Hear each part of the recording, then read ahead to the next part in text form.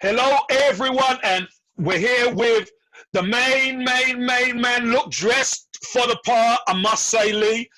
It's not even a Thursday, but you're in the Dickie boat. I love it. And this series is called Guess Who's Coming to Dinner, Lee. So you dress for the occasion. Yeah, now, and Lee, everybody else has got to after this as well, like, you know. So. Yeah, everyone's got to dress for the occasion. Yeah, I love that, Lee. I love that. So, Lee, these are the rules. You've got to choose 10 outfield players, 2 management duos, and 3 of your favorite celebrities. There's a table of 9, and you are one of the 9. So you've only got 8. So of the 10 players, you got to choose 5. Of the 2 management duos, you got to choose a pair.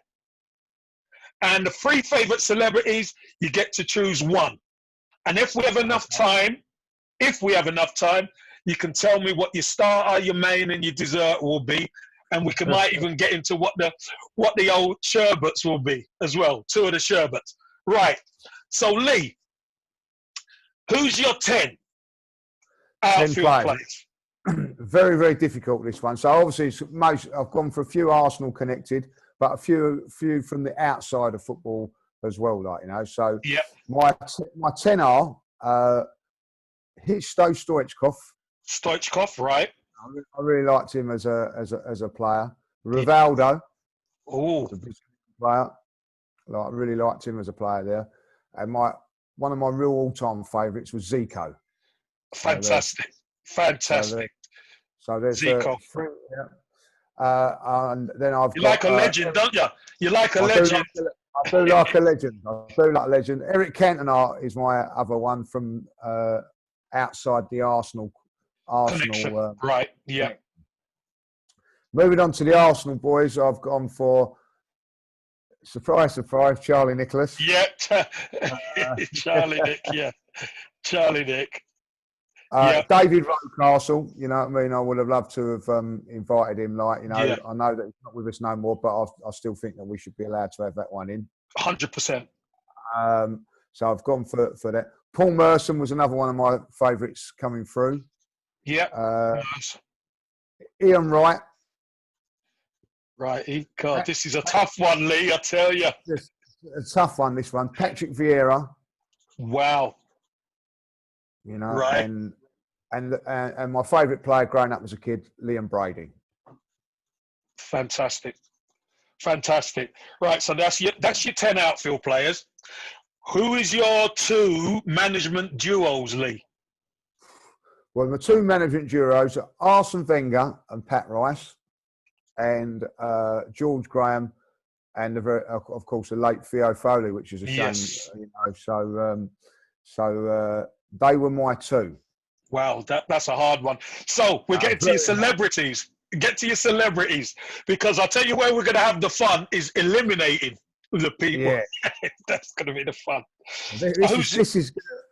This is really, so because you're out of order on here. You've given me 5, and I'm only allowed to choose 1. So this is going to be really, really hard. So I've gone for my absolute cricketing idol when I was growing up as a kid. I absolutely loved him when I was a kid. You know, like, you used to go at the school summer holidays and everything like that.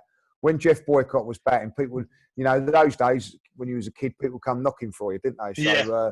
They'd knock on your door and they say, coming out, and I say, no, Sir Jeff's in, and I'm watching Sir Jeff. As soon as Jeff Boycott was out, he could bat for hours. That guy, yes.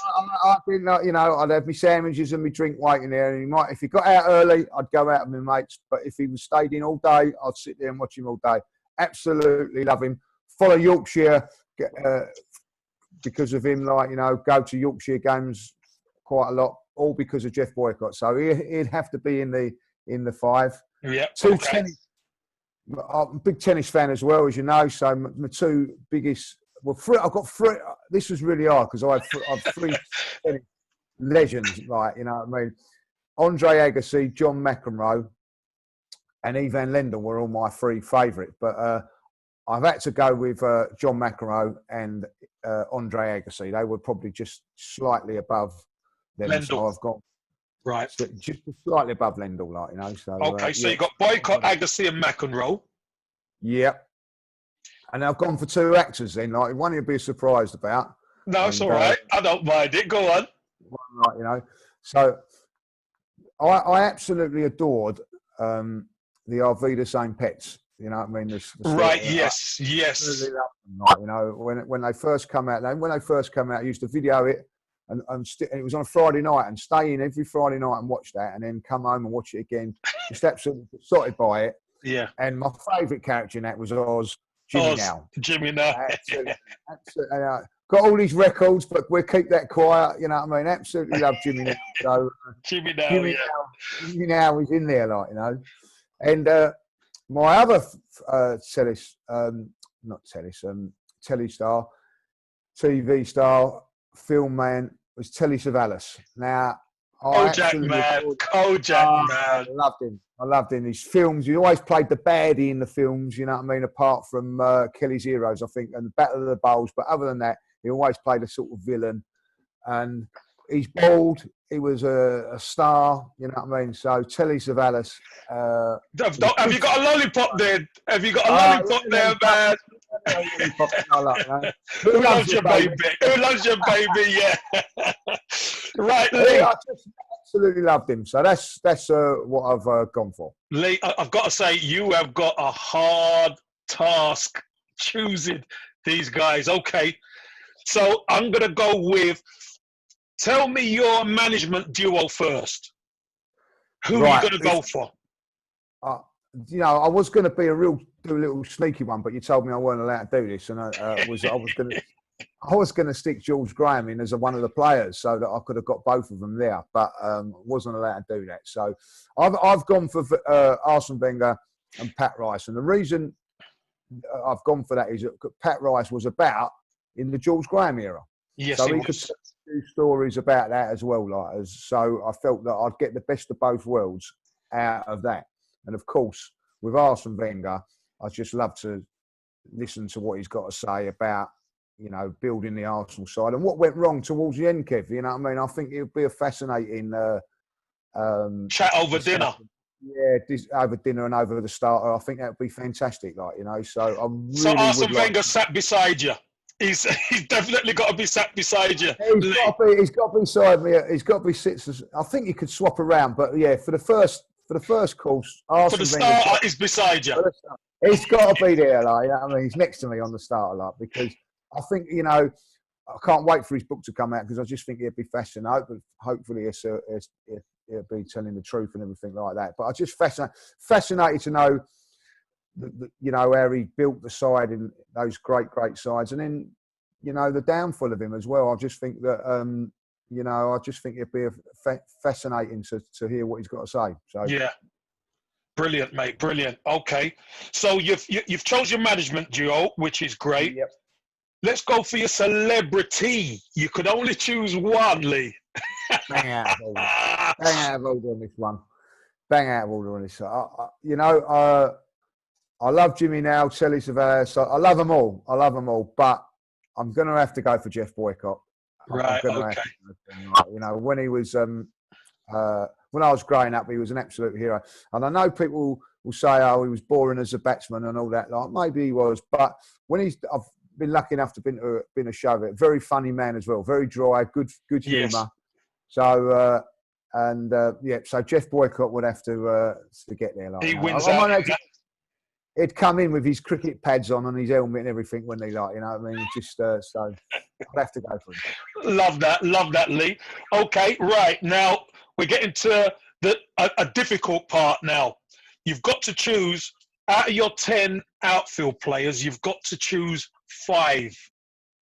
5. Oh, yeah, only 5. Remember, it's a table of 9, and you're one of them. So right now we've got 4. So you can only choose 5. Right. Well, listen, get ruthless, Lee. Come on. I'm going to get ruthless. You know, I'd love to say Paul Merson and Ian Wright. I'm going to eliminate them two because I've been lucky enough to meet them. So, right. So I feel like that I can. You can get rid of them because you've met them. I can get rid of them because I've met them. So, and to be honest, wasn't disappointed with either. Both of them lovely people, and yeah. Do you know when sometimes you meet your idols and you think, oh, you're a bit worried and all that, but like all the Arsenal people and all that you meet, they've all been fantastic. So and they're not disappointed. So I'm going to be ruthless and leave them out. So that leaves me with the 4, and that leaves me that leaves you with 8. 8. Yeah, oh, right. that leaves you with 8, doesn't it? So you've got to get rid of 3 more. Yeah, so like that's going to be me Zico, and I'm going to go for just Arsenal guys. I think really like so Zico, Eric Cantona, Rivaldo, and Stoichkov. They've gone. You know what I mean? No, that's too much. You could get one of those in because you've got rid of 2 Arsenal guys. Right, hold on a minute. Remember, you got rid of Merson Righty, so that means all you need to do is get rid of 3, and then you've got 5. So Stoichkov, Rivaldo, Zico, Cantona's 4. Right, yeah, but I've got the 4 that I'm going for though. Go for the 3 that you're eliminating, Lee. If you go for the 3 you're eliminating, then you've got your 5 left. That's the point. Oh, so I can keep one. Right. Yeah, so, you can keep one of them. Yeah. Right. Well, I'm going to eliminate the Brazilians because they probably won't be able to talk much English. You know what I mean? So that's what you're hoping. That's what I'm hoping. So I'll eliminate the Rivaldo gone, Zico gone. Zico, yeah, and Stoichkov would be the other one, like even though he's not Brazilian. Yeah. He can't talk very good English, so I'm told. So you got Cantona, Charlie Nick, Rocky, Vieira, and Brady. That's it. That's what I've gone for. Right, Lee. So I need to know, as Arsene Wenger's on your right, who sits on your left? Charlie Nicholas. Your man. Yeah. Do you know what? One day I hopefully I will meet. It was just, to me, will always be my favourite Arsenal player. You know what I mean? I think because also I was at the age when he was 18, 19. He just changed the Arsenal life as far as I'm concerned. He made it entertaining again. We was a poor side, and he turned it around. And listen, Kev, I'm not the only one that was mad about him in the 50s. You know what I mean? There was people with that hairstyle. Yeah, big time. Big time. You know what I mean? The girls were going crazy about him, and so I would always. He's always been my favourite player. Named my son after him as well. So so Charlie would have to sit on the right hand side, like So we've got the players you've got are Cantona, Charlie Nick, Rocky, Vieira, and Brady. Yeah. You've got Arsene Wenger and Pat Rice as your duo. Yeah. And you've got Sir Geoffrey Boycott, who I put at the opposite you. Yeah, he'd be opposite. He'd be opposite you, so you could have a direct line of sight. Throw a few bread rolls down there, and he could fend them off. You know what I mean, Lee? Front foot forward. Yeah, 1 foot forward. Long innings. Okay. So, what would be your starter of choice, Lee? Right, you're gonna be a little bit. It's a little bit boring all this, but I want to go for things that I like. You know what I mean? No, you should. You can't please everybody, mate. So you can't please everybody. And I think I've gone for a thing which will please most people, So I would go for prawn cocktail to start off with, bit of salad on the bottom. And is there a little bit of melon chucked in, or no melon? No melon. Just a little bit of lemon. Slice of lemon on top. Slice of lemon. Okay. Yeah, prawn cocktail. I'm sure. I think Rocky liked the prawn cocktail, mate. Oh, did he? Yeah, so Rocky did like a prawn cocktail, so I think you're in there, mate. You're keeping Rocky happy at least, bless him. Rocky happy, so that's made me feel a lot better. That is, so that's good. You're keeping him happy. So what about your main, Lee? So my main, you'd be disappointed because I know you don't really like the old red meats these days, do you? So I've gone for the steak. So. Is it what steak? Is it Wagyu or is it one of them other ones? No, it's going to be the old fillet, nice bit of fillet. Fillet steak. I like mine well done, but everybody can have theirs as they like. As they please. Fair enough. And your dessert, Lee? Strawberry and raspberry Eton Mess. I've gone for. Oh, Eton Mess. Yeah, no, you like that. Oh, Eton Mess. Hey, we know where your bread's buttered now, mate. Eton Mess. A little bit light, you know what I mean? So, you know, not too much stodge, you know what I mean? Not too heavy. Not too Not heavy. too heavy. Not Yeah, too heavy. Looking after everybody. Right. Okay. Apart from still or sparkling water, Right. what would be your tipples of choice? They could only be. So you go on. Let's hear it.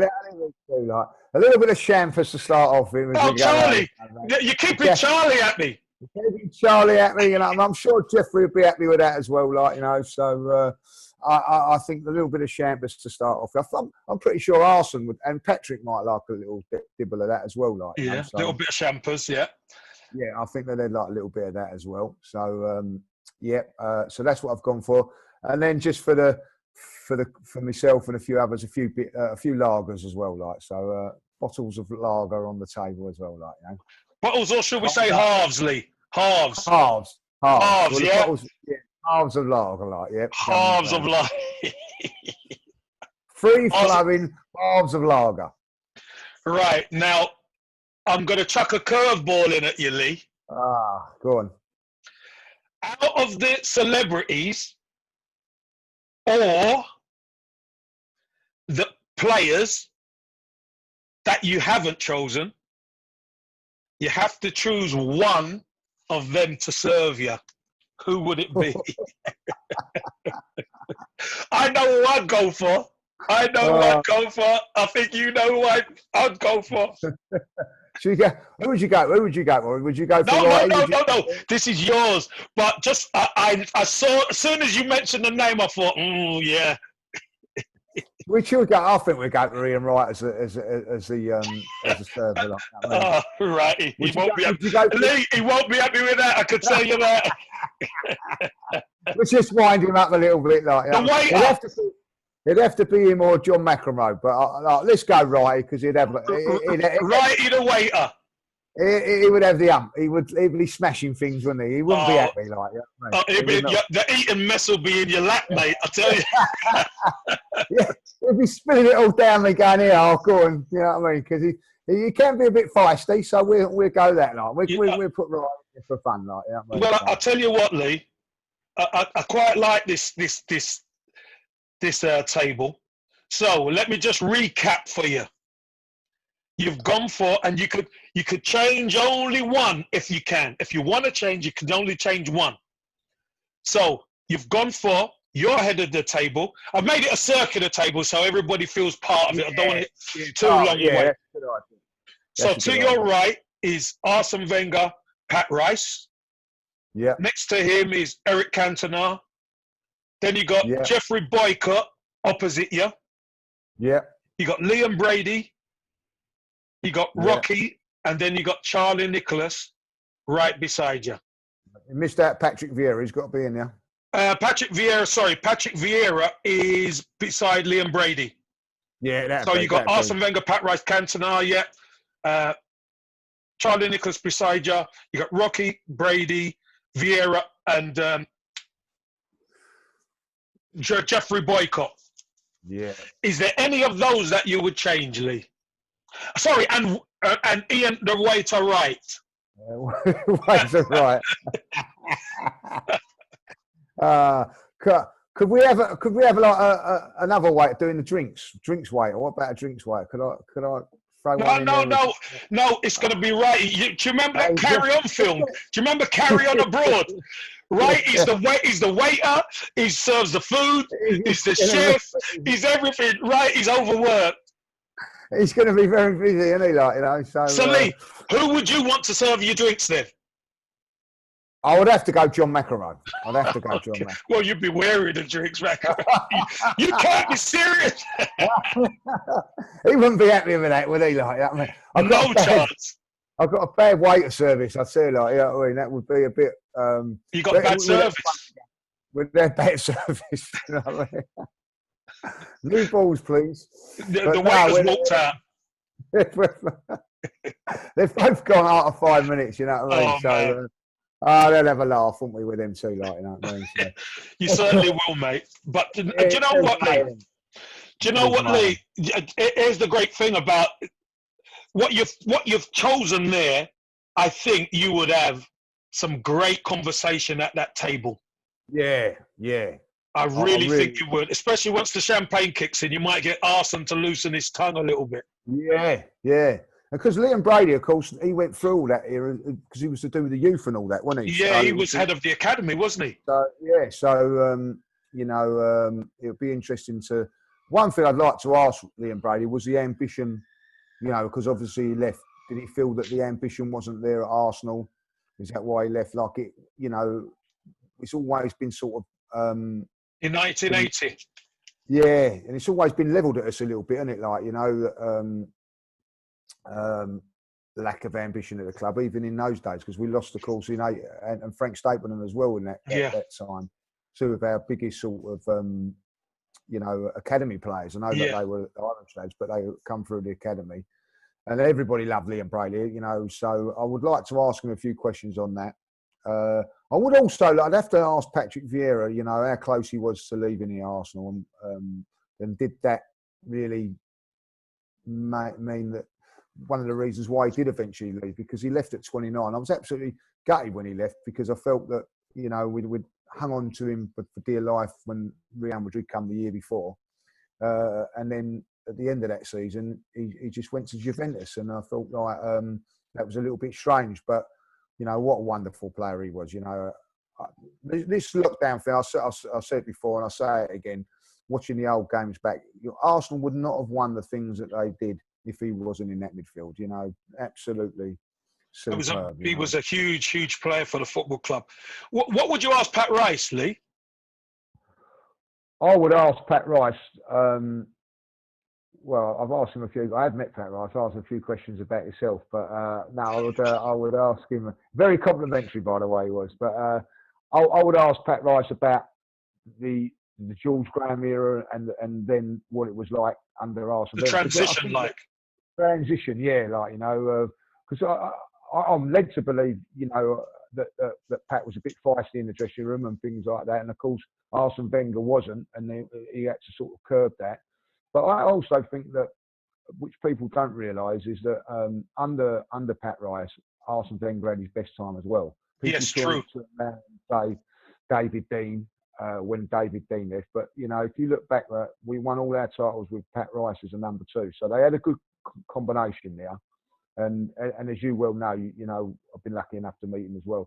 What a fantastic man! What, you know, Arsenal through and through. You know, through and through, mate. Yeah, through and through. So, you know, and he was, you know, the players that he's brought through as well, you know, he even remembers the players that he didn't, you know, that didn't quite make it. Yeah. You know, one of the players that I played with when I was younger was a player called Paul Turner. And he was a very, very good player, went to Arsenal, but didn't quite make it. And when I mentioned that to Pat Rice, he remembered him. Oh, yeah. You know, you think, well, so he didn't just remember the ones who made it. Yeah, no, he remembers the boys who came under his tenure, kind of thing. Yeah, and I thought that was very, very poignant about him. And yeah, so I would definitely ask him about that. Charlie Nicholas, I'd just like to ask him what it was like being Charlie Nicholas at that time. You know, coming through, like, you know. Well, I'd have to ask him. You know what I mean? When he looks at and see all the fans with the same haircut as him, like, you know what I mean? It must have been an unbelievable thing to have, and the adulation that he had. And you know, I'd love to ask him what it was like playing for the Arsenal, because, you know, I feel that he's still got a bit of a raw deal at Arsenal, if I'll be honest, and whatever happened. But do you know what? Never speaks badly about the Arsenal. Never has ever come out and criticised George Graham about it. He's always turns around, when you see him, he always says the Arsenal. So he understood the traditions of Arsenal, and you know, to this day still says, you know, us, and I love that. Yeah, he's part of it. I mean, when you really think about it, Lee, if we're honest, it was Charlie who who won us our first pot under George Graham, wasn't it? And that was, you know, after that semi-final trilogy, and then beating Liverpool in the final thanks to Charlie, that was the foundation built then, wasn't it? You know. Yeah, that built things up for us, and we went from there, you know. And one of the greatest things that Charlie ever done, that I think got him into the hearts of Arsenal fans, was every time we played against Spurs, he scored. You know, I mean, I think he went about. I think if I remember rightly, he scored.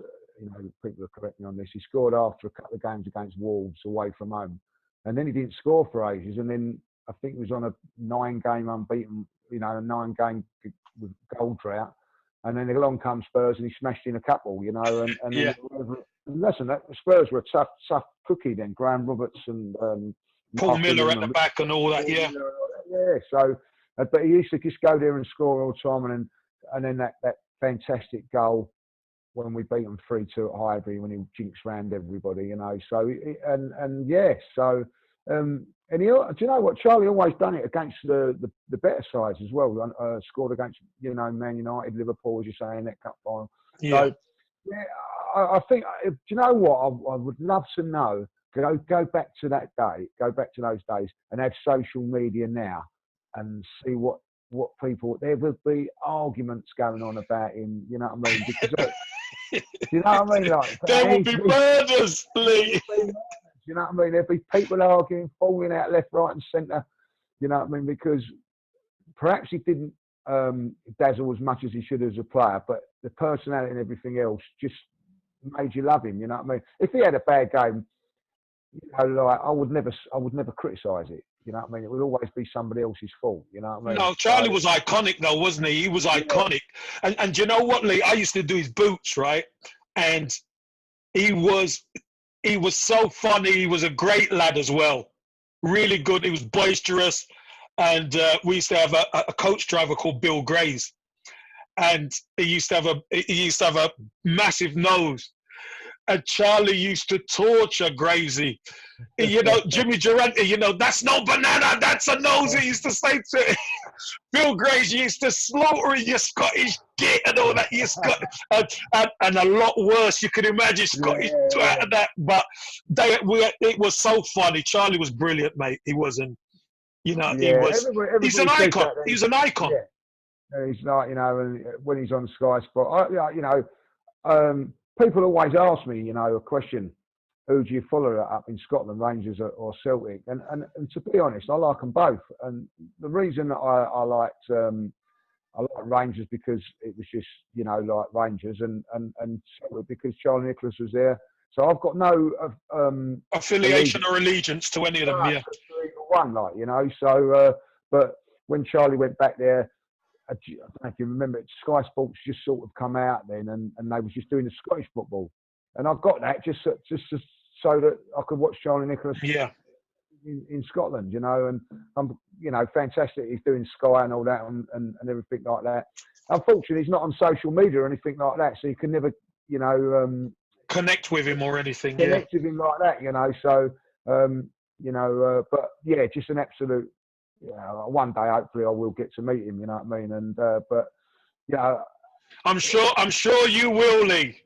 Yeah, and I'll be honest. I'll be like, you know, like I know it sounds silly, but when you meet any of the Arsenal players, you're nervous, like, you know, like the day when we was meeting up that first day, shouldn't say date, should I should say first day. Oh, you know, you think, oh, what am I going to say? It's really, you know. But as soon as I met you, you just like straight away, like, made me feel comfortable. Feel easy. Like, made you feel easy. Made me feel easy and all that, like. So that, but you still get nervous. But like Charlie Nicholas, I don't know how I would be. You know what I mean? Like, I'd be. You'd be well nervous. I could imagine. I could imagine. Very, very nervous. And the other person that I was really nervous meeting, and you know, I've met him a couple of times now, but. I was very, very, very nervous. Was Tony Adams. You know, when like, you know, he's behind that door now. I'm going to go and meet him this second. Like, you know what I mean? And I was very, very nervous because he's like, you know, he's another icon. I mean, you're mentioning icons here, mate. You know what I mean? I didn't put Tony Adams in the in the thing because he'd have probably gone off and started playing the piano or something. But like, you know, he was what an iconic person. I'm pretty sure that when other people do this, Tony Evans would be in a lot of these things. Yeah. But again, because I've met Tony, I didn't really. Yeah. But you know, I was really, really nervous meeting him. Like, you know, so. But what a lovely, you know, again, another one of those guys. I think it's something to do with the Arsenal because they make you all feel at ease. Everyone. I've never been disappointed at meeting an Arsenal player. Never disappointed. Like, you know, when I've met him, Yeah. I walk away thinking, wow, what a lovely guy and all that. Now, I'm going to say this about Liam Brady because when I had a chat with David O'Leary, I was lucky to went on a charity do and that was on David O'Leary's table. And I was obviously talking about Liam Brady, and he said, "I hope you get him on a good day, Lee, because he can be right. He can be real funny at times, you know what I mean? So I hope we get him on a good day, you know. But he says once you get to know him, he's a lovely. He's top class. Yeah. Now my brother's lucky enough to meet him, play golf together and everything like that. You know, he's got that over me, and and he says that he's a great guy, you know what I mean? So But he said that he was losing on the golf course and he weren't happy. Yeah, he weren't happy. So like he's got that competitiveness and all that, and that's what I think makes all these guys stand out, you know. And yeah, so yeah, so when I do hopefully finally meet Liam Brady, hopefully I'll get him on a good day. You get him on a good day. Lee, what would you ask Eric Cantona? Oh, yeah, I think the obvious you'd have to ask him. You know what I mean? What was actually said on that fateful day at Crystal Palace? But I'd have to give him a few beers before that happened. No, he likes champagne. He doesn't have champagne, so we're mellowing him down on that night, you know. But you know what? With Eric, I just think that I hate Man United with a passion. Absolutely, they was a great side, and basically because they was a great side back then. Yeah. Like, and he was a bit naughty and whatever, but there was just something about him that I couldn't hate about him. Do you know what I'm saying? Like, you know, and I've never really liked Man United, but I think I've just an admiration for what he was. Because he's good. Because he was good. Yeah, he was that good, wasn't he? Yeah, I think he was. You know what I mean? And you just, you know, we went to a charity game. We went at Man United, you know, I can't even think what they're called now. Like, you know, and he was playing, and he come on for the last 10 minutes, and the crowd just went, you know, like went nuts. The actual crowd just absolutely went wild. He was only on 10 minutes, and myself personally as well was going, oh, I couldn't wait for him to touch the ball and all that, like, you know. So Soccer Aid it is. That's what I went to. Soccer Aid, yeah. And he was like, you know, just absolutely, you know, just something about him. I just think there was just something about him as a person. And yeah, you know, I would. The other question I would have to ask him, and I don't know how you feel about this, but he was 30 years of age when he decided to retire. Yeah. In his prime, really. And I never could quite understand that because my dad and everybody told me play for as long as you can, son, and things like that, you know. And I couldn't believe that he did quit. I'm glad he did because it let us open a little bit, like, you know, as far as winning titles concerned, because we was getting closer, and then that year that he left, we went on and won the double. The tipping point. That was kind of the tipping point, wasn't it? Yeah. So I'd like to ask him that question, you know, whatever possessed you to think that you could act instead of play football, like, you know what I mean, or something along those lines. But he decided that he wanted to quit football at 30. He'd had enough. He'd had enough, yeah. Lee. He'd had enough.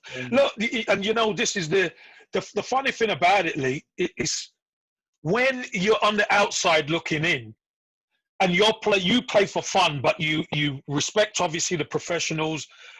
When you're on the inside, it's your job. It's your job, mate. It's a hard business, mate. And whatever you do, you're dealing with pressure, you're dealing with criticism. You got to train, you got to discipline yourself, and that's every single day. You've got to do that every day, and people get fed up of it sometimes, Lee. And you know, sometimes people could take sickies off work. You can't do that in football. No, no. You know what I mean? You know, you can't do that. You can't decide, oh, I need time away and just go away. You can't do that in football. Because as a fan, Lee, you imagine, as a football fan, when you go to the Emirates, you don't care whether that player has had a Barney with the missus for the previous 10 hours. As soon as he gets on that pitch, you expect him to perform. Yeah, exactly. No questions asked, and there's no excuses, right? And that goes throughout all the players. And that over time, Lee, that's hard. It gets harder and harder and harder. And the bigger the player, the more pressure. Pressure, yeah. Do you know what I mean? So it can be a difficult one at times. And I imagine that is hard if you've had a row with the wife or the girlfriend or something, and you've got to go out and perform, and you know, no one's gonna. So like, if you go on the interview and say, "Why did you play better today?" Then, well, I had a row with my missus this morning. You get absolutely slaughtered. You guys will go mad. Yeah, you would do, like, you know. So so I can understand that. Like, people don't understand that, do they? I don't understand it. You know, when you turn around and say it is your job, you know, and for us, it's, you know, like, oh, it's you know, even so, Kev, when players leave, you know, you think, oh, I'd never want to leave art, but you have to leave for your career because it's your career, you know what I mean? Lee, I had to leave. Yeah. And I'm Arsenal. I've been Arsenal all my life, but unfortunately, it's about timing. The timing. I imagine if Arsene Wenger had come in, it would be different. It would have been a different story. But it wasn't. It was that transition of Bruce Rioch being there. I didn't really see eye to eye with him. I'd done my homework. I got the impressions. I met him, and it was the right time for me to leave. And, you know, the fact of the matter is he was only there for, what, 10 months? And then, you know, when the likes of Ian Wright and stuff start saying that they're going to leave, then you know the writing's on the wall. Yeah. Lee, what would you ask Rocky? Oh, I just, you know, like, I'd have to ask. First thing I'd ask Rocky is, you know what I mean, what was the feeling like to score that goal in '87? You know what I mean? Yes. I still watch that, and I still got, you know, we've all watched it 100. I don't know how many times, but, you know, the coolness of him and the dignity that he showed.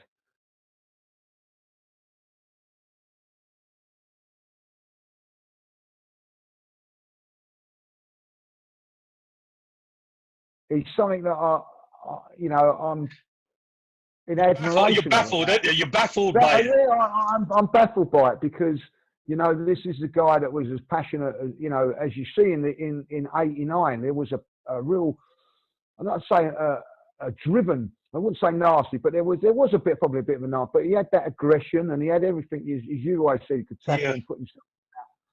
But at that moment, when everybody around is going absolutely crazy, and it was, and don't forget, he would have heard on the pitch the taunting of the fans and everything like that. Yeah. He could have actually have gone up and give it, you know what I mean? But he never did. He was dignified in it. And I'd ask him, what, you know, was it because of, you know, the person he is, the respect for Tottenham, maybe, I don't know, or you know, because they were our rivals. But that was something that I feel I would like to have asked him. And you know what, I'm going to be brutal on that. Should have got a lot more England caps than what he did.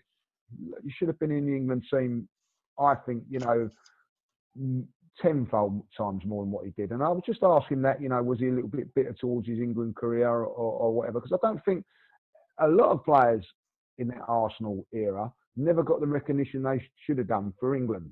And that's why I'm not a big England fan. I've never been a great England fan. And I feel like, you know, and I'm going to go back to it now where I bet that Greenwood gets a call up before Saka. You know what I mean? Because I just think there's a I don't know if it's me being biased or whatever. I just think that, you know, Arsenal players don't get the match recognition. But, you know, I couldn't believe it that somebody told me the other day, Spurs fan, believe it or not, told me that Spurs has represented England the most. The most. The most.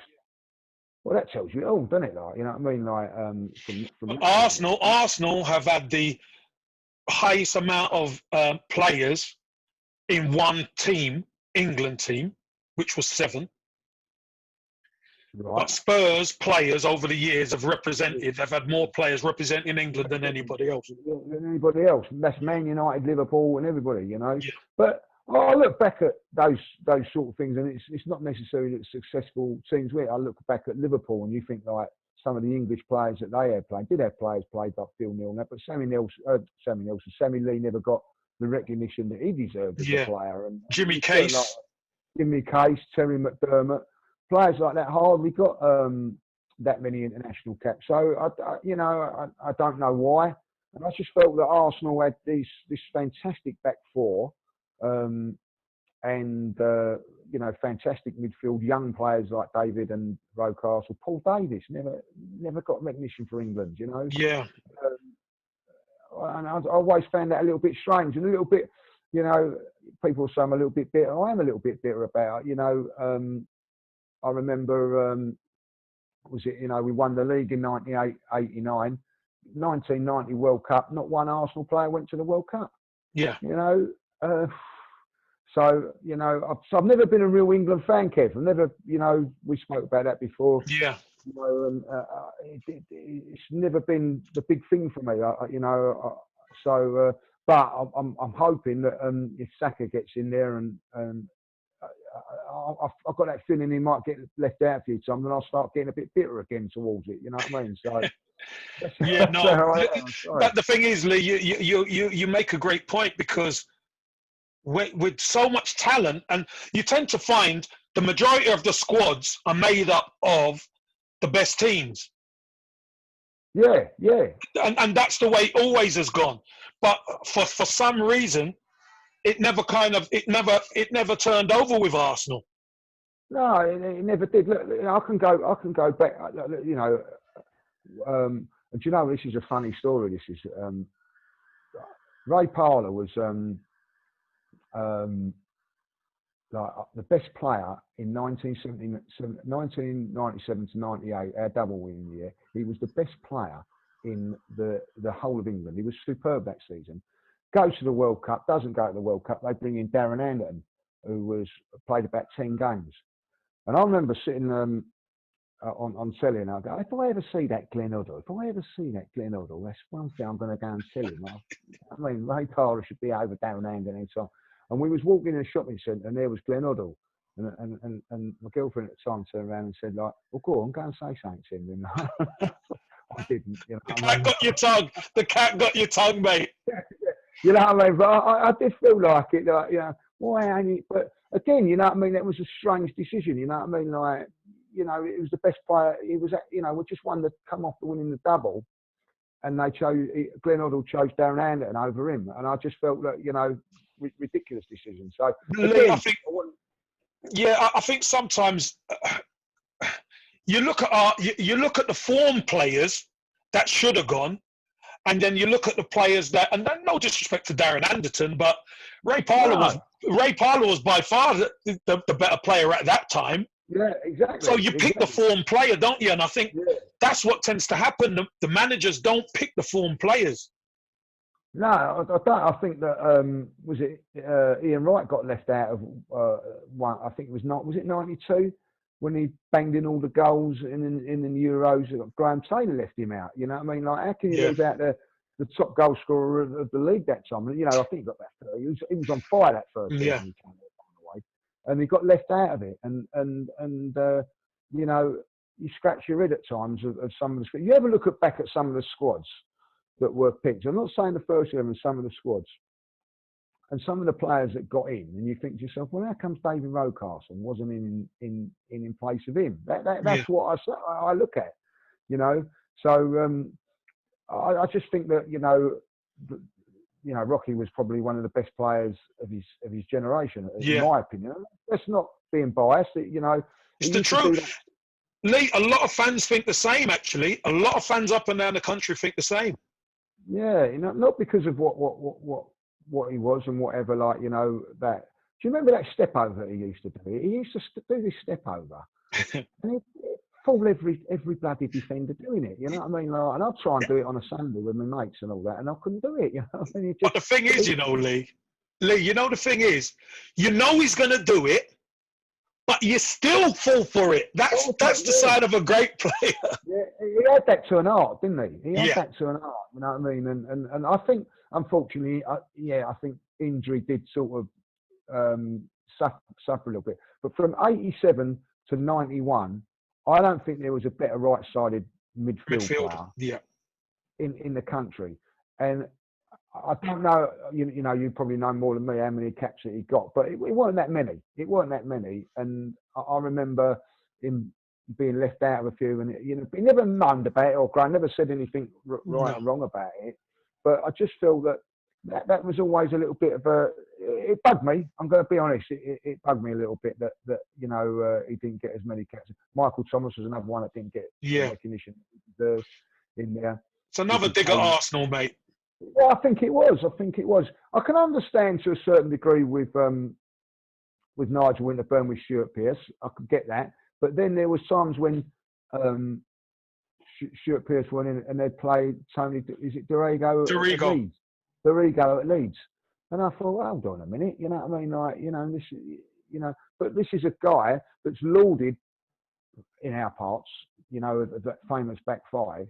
And, you know, Steve Bold, 2 caps, I think he got. Like, yeah. You know what I mean?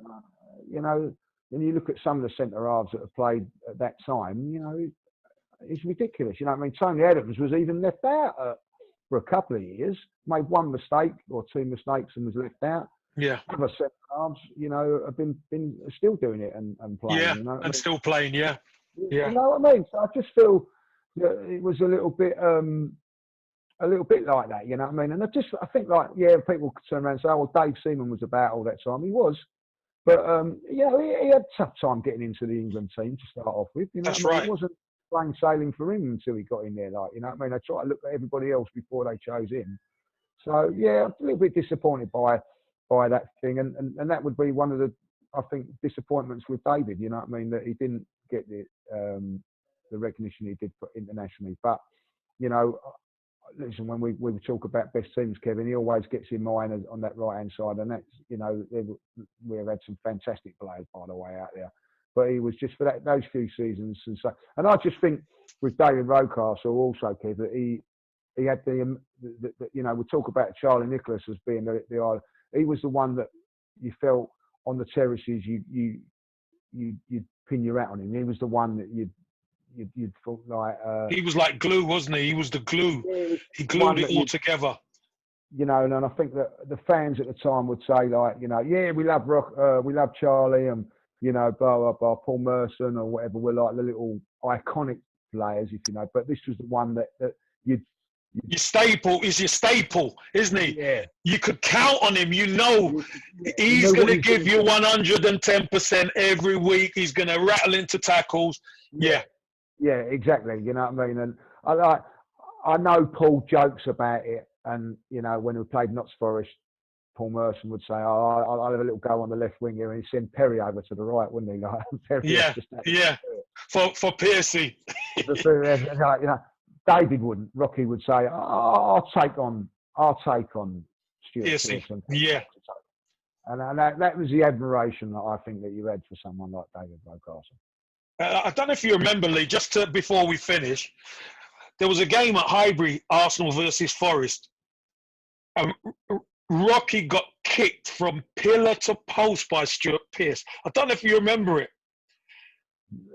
I think we ended up losing the game, right? Because Forest always used to do a number on us for some reason at Highbury. But this particular day, Rocky was unbelievable. But how Pearce never got sent off, I don't know. Because he hacked him. He must have hacked him about 10 times, Lee. But Rocky just got up and dusted himself down, and he gave as good as he got. Yeah, which is what Stuart Pearce, I remember Piercy, when I went to Forest, Piercy told me, top man Rocky, I'll give it him and he give it me back. Got total admiration for him, do you know what I mean? Yeah, well, you know, you can't get better. I don't think you can get a better plaudit than that from somebody like that. Yeah. Because Stuart didn't take falls No easily. prisoners. Took no prisoners, did he? Yeah, so and he would do that to all the fullbacks, wouldn't he? You know what I mean? He'd give them as good as what he's got. Give as good as he's got, yeah. You know, and yeah, so wonderful player, and some wonderful goals. You know what I mean? You know, just thinking off the top of your head, some classic goals that he got. Brilliant goals. So, but you know, as I say, that go back to that semi-final. You know what I mean? If that had been me, I'd have been running around White Hart Lane giving it to him. But he never did. He never did. He never done it. He never done it. Never did. Well, Lee, the bell's gone, and Ian Wright's coming. Ian Wright's coming in with the brandies. Yeah, well, that's good, guy. Yeah. He's come back. Kicked us out yet? No, he's come back because he wants to get rid of you now. So listen, fantastic. This is number one for Guess Who's Coming to Dinner. Fantastic that you look the part, Lee. Love the Dicky Bolt. And I will speak to you again soon, my friend. Lovely. Cheers, Kevin. Cheers, mate.